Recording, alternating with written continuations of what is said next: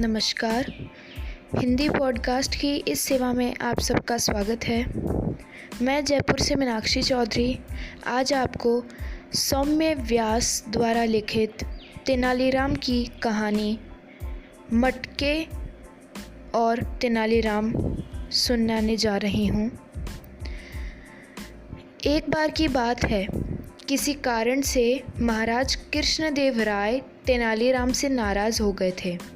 वे उनसे इतना नाराज़ हो गए थे कि उन्होंने कहा, पंडित तेनालीराम, आप अब हमें अपनी शक्ल नहीं दिखाएंगे और अगर आपने हमारे आदेश का पालन नहीं किया तो हम आपको कोड़े मारने का आदेश देंगे। महाराज की यह बात सुनकर तेनालीराम वहाँ से चुपचाप चले गए।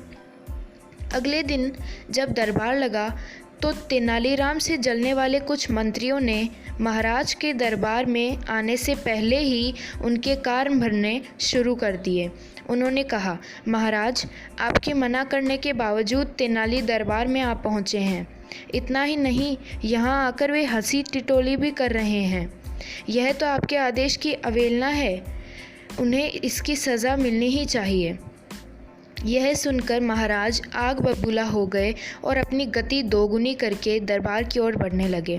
वो जैसे ही दरबार में पहुँचे, उन्होंने देखा कि तेनालीराम अपने मुंह पर एक मटका पहने दरबार में खड़े हैं। बस उनकी आँखों के आगे मटके में 2 छेद हैं। उनकी इस हरकत को देखकर महाराज कृष्णदेव राय ने गुस्से में उनसे कहा, पंडित तेनाली, हमने आपसे कहा था कि आप हमें अपनी शक्ल नहीं दिखाएंगे, फिर ऐसा क्या हुआ कि आपने हमारे आदेश का पालन नहीं किया?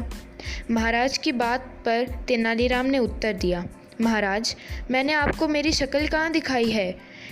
चेहरे पर तो मैंने ये गोल मटका पहना हुआ है जिससे कि आपको मेरी शक्ल दिख ही नहीं सकती। हाँ, मेरी आँखों पर मौजूद इन 2 छेदों से मुझे आपका चेहरा ज़रूर दिख रहा है, लेकिन आपने मुझे आपकी शक्ल देखने से तो मना नहीं किया है न? तेनालीराम की यह बात सुनकर महाराज कृष्णदेव राय की हंसी छूट गई और वो ज़ोर ज़ोर से हंसने लगे।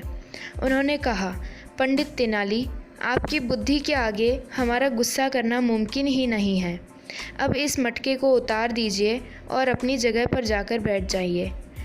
कहानी से हमें यह सीख मिलती है कि परिस्थिति चाहे जैसी हो, उसे अपने पक्ष में किया जा सकता है। बस इसके लिए दिमाग की ज़रूरत है। धन्यवाद। मिलते हैं एक नए एपिसोड में नई कहानी के साथ।